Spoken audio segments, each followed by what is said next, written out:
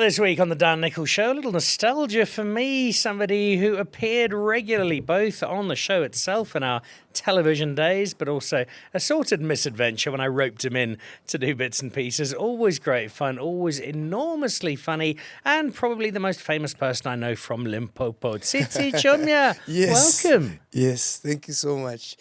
It's been a very long time. Our relationship has started like from the beginning, because I think the Dan Nicholl Show was my first major interview with Elton Yankees. Hey. We'll hold you responsible there.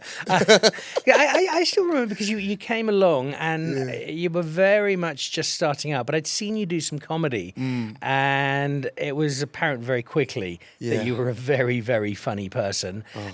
But also what I loved was that there was always this big smile, these wide, excited eyes. You just always looked like you couldn't quite believe what was happening, but you were very happy that it was. Yes. I mean, I still can't believe anything. I mean, I guess now it's settled more a little bit into work and a little bit more it's predictable and stuff, but it's still so unbelievable that you could connect with so many people on so many levels, and be privileged to have so many beautiful conversations with so many different types of human beings, and also just instill art in a place where, instill art and speak through, be an artist.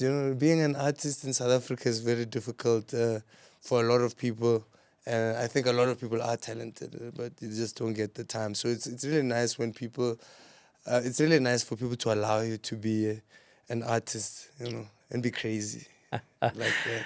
I want to talk about the comedy in a moment, but the most important topic we need to address first of all is that you are not just Tsitsi the comedian or actor or celebrity. You're now Tsitsi the father. You have a little boy. A little boy. My little boy Selemo is about 5 months now. Greatest blessing in life. You told me that after your first one. But yeah, and I still mostly believe it most of the time. Well, I don't believe it at 3 a.m. in the morning when I have to wake up and change somebody else's poop. It's the most beautiful thing ever. Obviously, I'm still new at fathering, so I haven't really had enough time to know what I feel about it. What I know is that it's amazing. I'm enjoying it, and if you are an abled person out there and you have a job and you are able to father a child, I suggest you do. I'm not sure a lot of South Africa needs much encouragement here, but I am glad that you are still so excited. And I remember the very first time I held my daughter and I just burst into tears. And it was such a thrill that I could not compare to anything I had been through before. Yeah, mine was not the thrill, right? I was actually told to leave the room before he was born. And then as soon as I left the room, he came out. And they called me in and they put him on my chest. And the first thing he did is he slept. He slept. And it was in Oxford, in Johannesburg. So, he slept and we stayed there at the hospital for about 2-3 days. And the nurses were really, really cool. But every time I'd hold him, he'd sleep. So, yeah, I don't know what it is, but I still haven't cried, but I feel those emotions even till today. I still don't even know how to speak about him because he's still so new in my life and hasn't really said anything to me. So. Anybody listening who is a parent is hating you right now if, as you say, it's so easy to put him to sleep. Yes. Because that is not how babies normally work. I think, I make him laugh too much, I promise you, he's he loves the coo. When you say coo, coo, coo, coo, coo, he starts laughing. So I make him laugh and then he gets tired. And then he goes back to sleep. But yeah, hey, being a father, man, it's beautiful. It's beautiful. I enjoy it. And also, my partner is also a very good mom. I think she's a good mom. A better mom than she is. I'm joking. We take no responsibility for this podcast. No, I'm joking. She's amazing. She because we both youngish, right? So when we found out, she stepped up, and she also encouraged me to step up. She also told me, she kind of structured the whole our whole lives around what's going to happen now, and we moved a place a little bit further from Joburg just so we can be closer to my parents and her parents. And yeah, we did a lot of wholesome stuff at a very young age, because also COVID, stole away a lot of my 20s. I came out of COVID at 45-year-old. It shows. Yeah. So it was all those things that really came together into me having this partner that really, really, really is supportive of our new journey. And that also kind of anchored our families into understanding the type of relationship that we want to have with our child and with them, with each other. And it's just been so peaceful. I've been in a whole lot of peace. I can see that. I Yeah. can see the smile. I do wonder, though, if behind that smile there might be a little bit of nervous tension, because you did mention just before we started recording that there might be a wedding on the horizon. Yes. You and I come from different cultures. Yeah. There is the issue of Lobola. Yeah. But I would suggest, and I'm happy to represent you here, that you're a pretty big deal. You're Yeah. a big, well-known comedian. I think she should be paying for you, quite frankly. I've been saying this, but trying to convince this culture, they're not culture forward. They're always thinking about culture back in the day. But yeah, I mean, I would love to, and I think we've also started those processes in terms of bringing the families together culturally the right way. We had to do it for my son. And I also, we technically married in customary law, because we started those Lobola preparations and stuff. It's just when I speak about these things, I also look at myself and I say, man, the first time you ever did an interview, it was all about me. I want to achieve this and I want to achieve that. And now it's still, most of it is still like I still would like to achieve all those things, but it also is, accommodative of the people around you. I care a lot more about my family, her family, my son, the people around me. I really am a better person outside of them. I just, I'm working on trying to be a better. I'm like listening to myself. I'm like, wow, I'm talking about a child, marriage, and all these things, and I'm talking about it as something that I really, really want. Like I wanted to sell out the lyric a couple years ago when I spoke to you, and you remember, like that was my only thing. That was the dream. Exactly.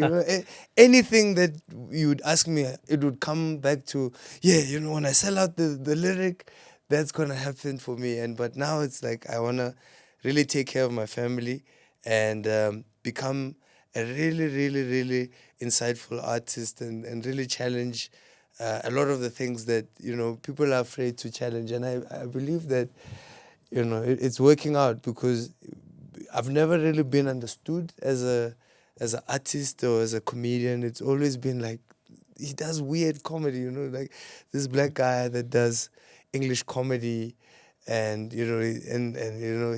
it's friendly to all types of, it encompasses every single South African or person in the world. So I just want to do a little bit more of that, and on a much wider scale, because I realize that audiences are so vast, like I can do Betty, but I'm gonna be like 4 toll gates away. Look, before we wrap up on the Lobola point, Yeah. I think you did ask me to make it very clear on the podcast that you have done enormously well in your career, and that financially you're incredibly well off. Yes. And so you are willing to push that Lobola up more? And let's talk like whole herds of cattle here. Ah, man, and I thought you were going to be one of my negotiators. What kind of a negotiator starts with that one? Well, I would just want to say he's doing pretty well. He said he's doing so well that you don't have to worry about budget. You know? Yeah, possibly arriving in that Maybach at the negotiations wasn't your best move there, Tsitsi. And I would love to be that kind of a person, but sadly, I'm not. Not yet. I'm not yet. You are genuinely headed that way, I believe, because I've always had a great deal of faith in you as a comedian. Oh man, thank you. And I remember the very early days, and I can't remember if I told you this or not, but it amused me enormously, where you'd been to the show and somebody before the show had come to get a photo with you, and you'd very kindly taken the photo and said hello and then wandered off. And then I overheard the person say to somebody else, yeah, that's the guy from the Edgar's catalogue. Yes. Because that was one of your early gigs. Yeah. And you were all over the place. You couldn't move without seeing pictures of Tsitsi in Edgar's gear somewhere.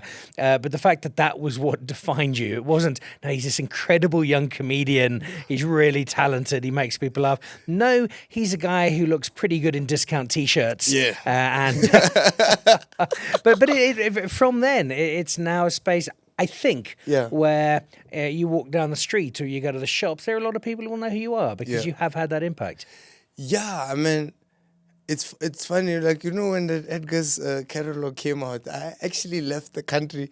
I went to Thailand for like a month. I went to Southeast Asia. Yeah, you see Lobola negotiations, this is the kind of thing he can do. I can tell you how much the tickets were. It was a 6,000 ticket. You went by bus? Yeah, I went by bus, you know, through Morocco.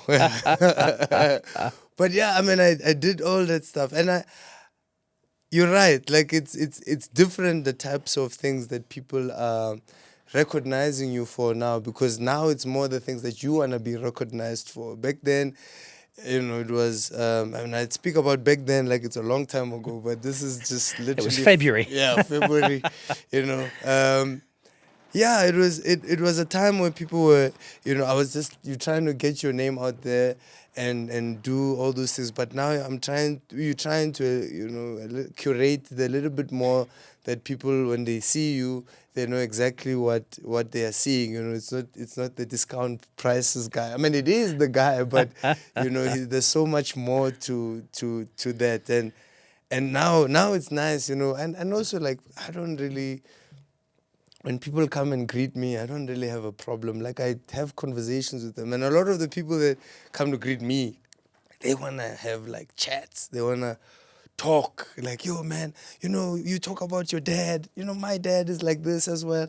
And you end up spending, like, 10 minutes per person to try and just, you know, talk to them. But I guess it's really the you know, you can't, you know, people like to brag about complaining about those. Oh, there's so much, you know, I'm just one person. You're like, yes, you're one person with a dream that involves other people to make it happen.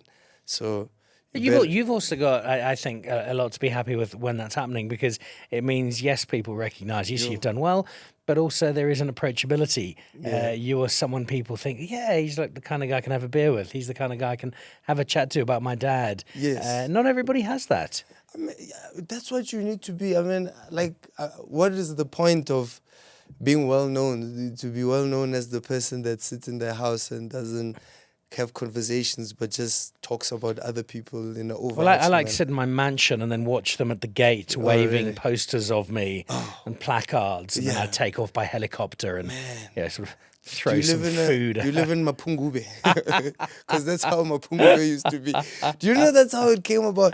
That's how Mapungube used to be. The idea that kings sit on this remote area and watch everybody else came from the Mapungube district. That's what they did. All the hierarchy families separated one another.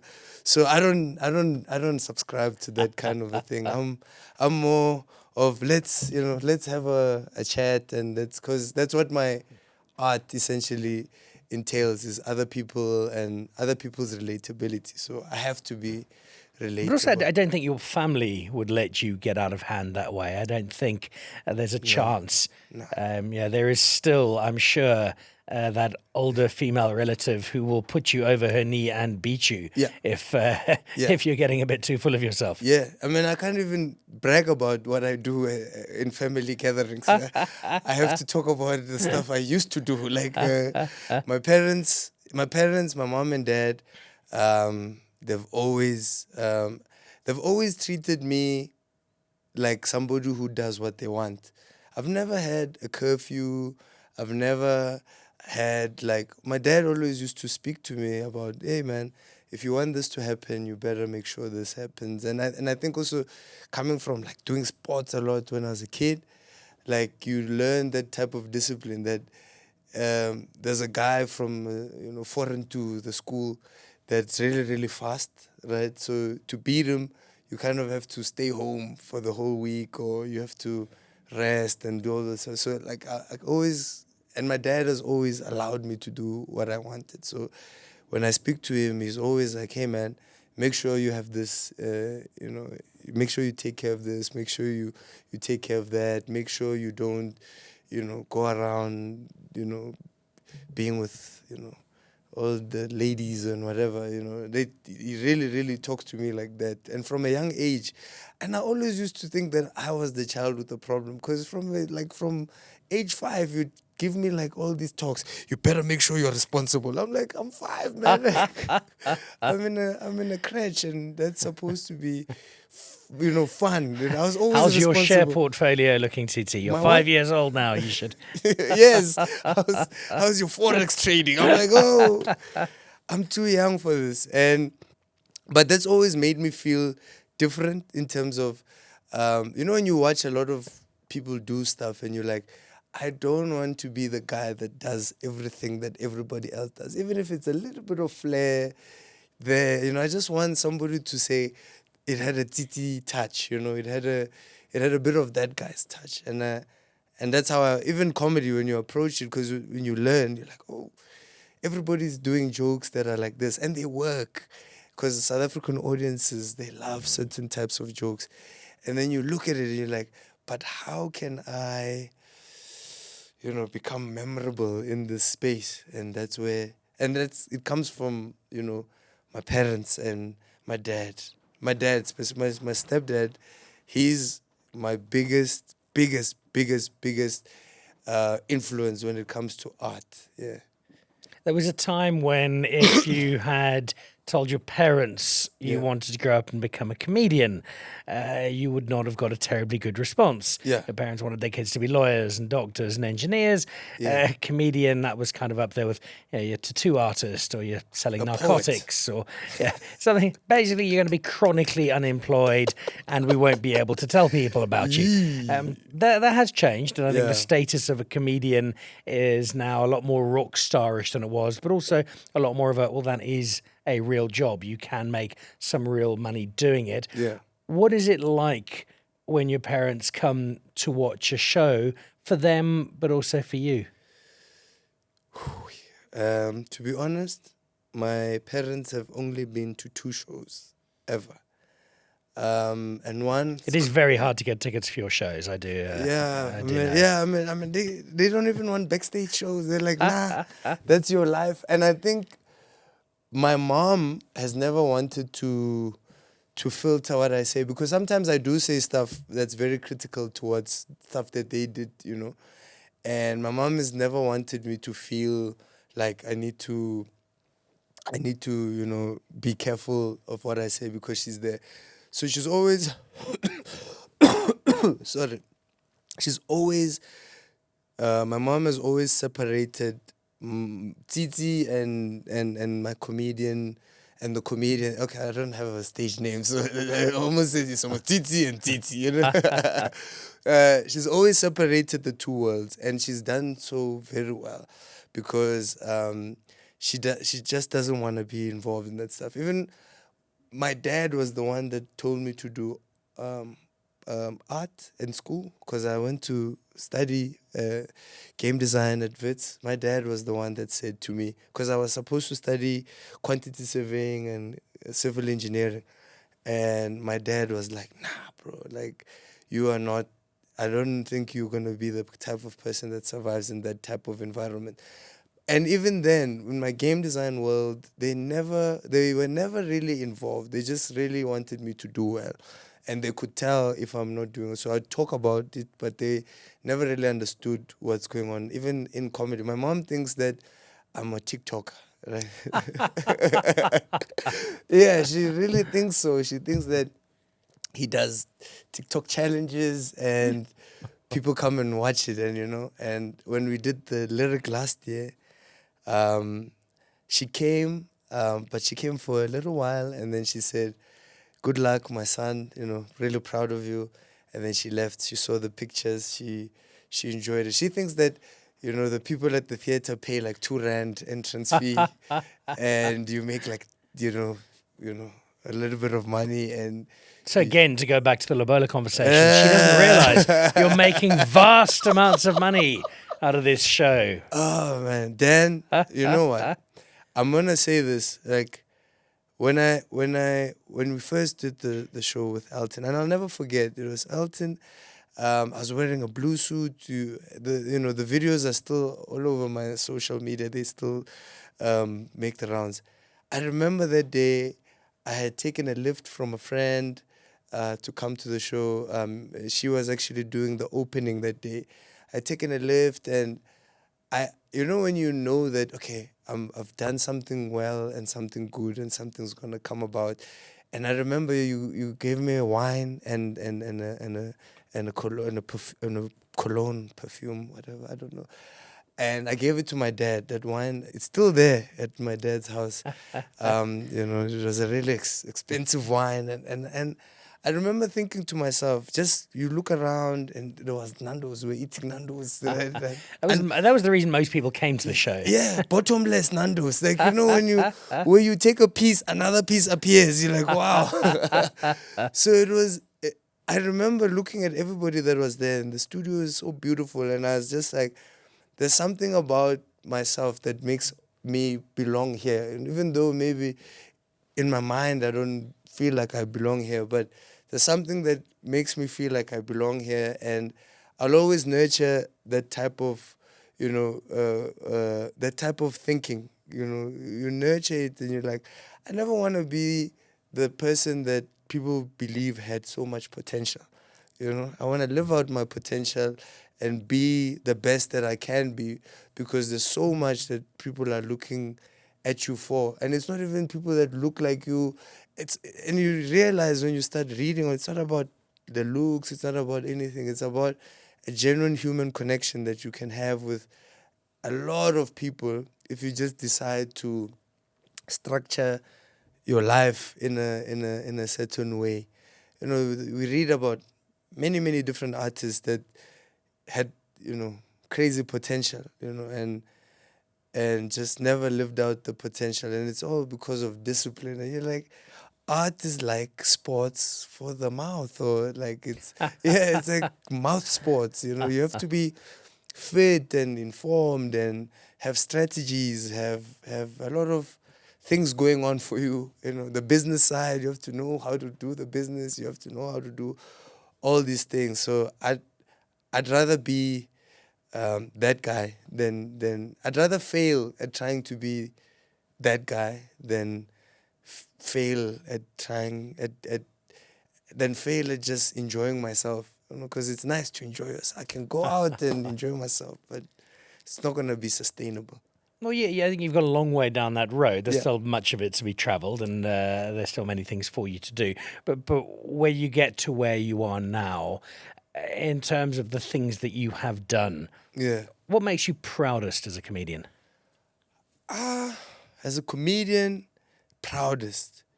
It's just, for me, it's that I've never really lost the idea of what a comedian was the first day that I ever saw it. And I think that is the thing that makes me proud, because when I don't write jokes, I feel really sick. Like, I feel weird and stuff. And that's what I like the most. I mean, I've achieved a lot of things, but I don't really like saying, oh, because I've achieved this, I'm this person, or I'm that person. I'll always I'll always become whoever the person is.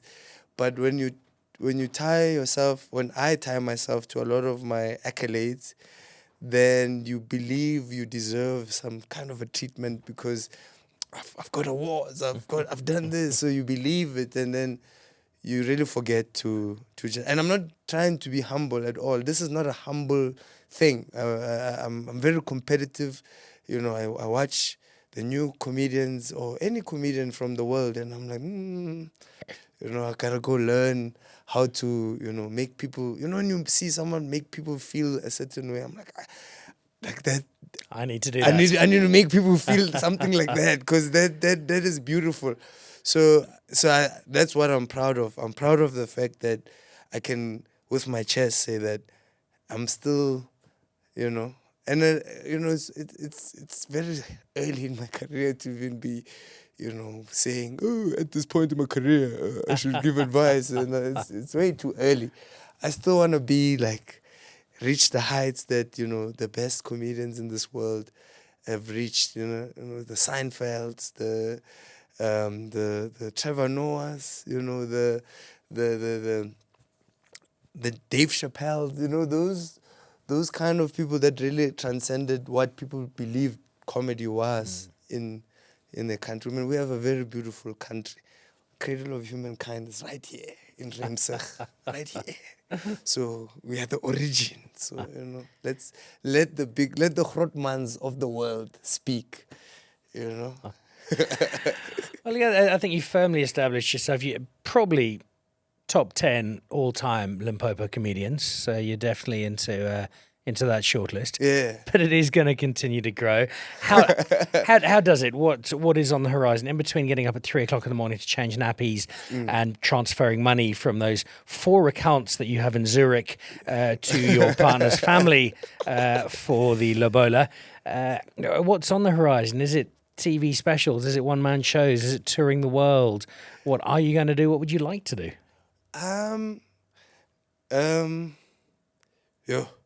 What I would like to do, like my dream, is like O2 Arena, right? That's if my you dream. if you don't I'm not a manifestation person, but if you don't believe that you can do that, then you cannot expect anybody else to. To believe it.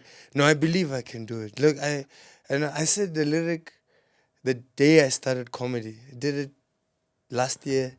I'm doing it again this year on the 19th of July.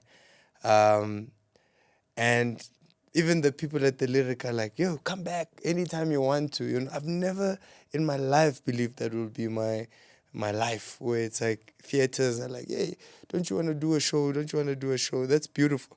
So for me, it's like the dream is the O2 Arena in terms of comedy venues and to have an impact in comedy. Right now, you know, I'm becoming what I need to be in order to be listened to as a comedian. You're becoming a celebrity. You have to become a celebrity. You have to, you know, put your personality out there. People must know you in order to be intrigued enough to come to your shows and see that, oh, this guy is a comedian. So you're doing a lot of, you know, podcasting. We're doing comedy shows. We're doing TV. You know, I'm writing a lot about for different types of TV things. I have this idea. I have this really cool idea about creating a place for people to watch things again, you know, because, you know, everyone is so, you know, everyone watches whatever they watch at a different time. So I have this idea of bringing people to one screen again and, so taking care of those business parts as well. But as a comedian, I want to write specials that make people feel the same way I felt when I watched Daywalker the first time in grade 9. I remember a friend of mine, Zaid Rowi, gave me a pirated. Trevor's listening. Trevor does not miss an episode of the Dan Nicholl Show. Ish. I mean, it was. So you had your VHS copy. It was pre-legal. We had a. Yeah, it was a pirated DVD. I mean DVD that a friend of mine had, Zaid Rowe, and he gave it to me, and I was so infatuated by what we had just seen. because a couple weeks earlier, Emilio showed me a Durban special, and we saw Robbie Collins, but I didn't understand a lot of the slang, but there was this guy, Trevor Noah, that said everything I felt like I understood. Everyone he spoke about felt like somebody at school, you speak about people with albinism. There was a guy with albinism at my school. I'm like, that's DW over there, And then he spoke about colored people. There was a lot of colored people. Remember, I come from a place where it's just Spady people, and I'm moving to a school where you're learning all these different cultures. You're meeting white people for the first time, and you're learning to be kids around other kids where your parents might have not taught you to be kids around. There are white people around, and now you're like, this guy is just the same as me. He's also naughty like me. I don't even actually like this guy. So it was a lot of that. And when that special came out, I remember I felt it. I remember the feeling. I felt something very, very deep within me, that I was like, this guy is so good at communicating whatever he's communicating. So that's my dream, is to make something that communicates a time, or our time, or this time that I'm living in that way. And a dope one. Like, I want people to laugh. Like, to laugh. They must laugh. Yeah. I don't think you're going to find a challenge there. And I think you've now you've got the added motivation, because there is now Tsitsi Chiumya. I'm still a little disappointed you didn't call him Dan. I thought we had come to an agreement there. But the next one. The next one. Hopefully it's a boy. Well, just keep going till you get there. And it's a wonderful addition, because parenthood is such a special journey, and I can see it is lighting you up. And I think you also get to a stage where what you're doing is no longer just for yourself. And when you are doing it for your family, when you are driving it for that generation, both from a functional level, I need to look after and supply my family, but also make them proud, give them something to look towards. And I don't think you needed much encouragement anyway, but it does add another little nudge to the journey of Tsitsi Chiumya. And that makes me even more excited than I already was to see what the next steps and adventures are. I appreciate you a lot. I really do. Like, like even Jason used to say stuff to me, say, Dan likes you a lot. I'm like, yeah, I mean, who doesn't? I'm joking. No, I'm joking. But thank you so much. Like, I really, really do appreciate you. And that's why whenever you call, I'm always like, hey, whatever it is, I'm going to see Uncle Dan. Yeah. All right. Well, we have work to do, because there is a very large check we have to arrange to sort out that Lobola, and then obviously I'll be doing the wedding for you, which I'm very excited about. Yes. As your priest, Tsitsi. Thank you. I still remember very fondly that little kid from Limpopo. I don't think you were even shaving at that stage.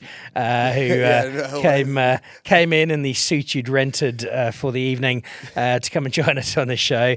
And you make people laugh effortlessly, but you make them feel good as well. And those are two very important qualities to have. So thank you. I look forward to meeting the son, and I look forward to 8% of South Africa's GDP going into both the Lobola and the Gupta-style wedding at Sun City on the horizon. I have an airport already, locked out. Jump online, find out where he's going to be if you haven't seen him before. He is a natural comedian. He's full of warmth and charm and delight. And he really is somebody, if you haven't already, you do need to put onto your comedy horizon. A very special guest and a very special friend on the Dan Nicholl Show, the Limpopo superstar, Tsitsi Chiumya. Dango.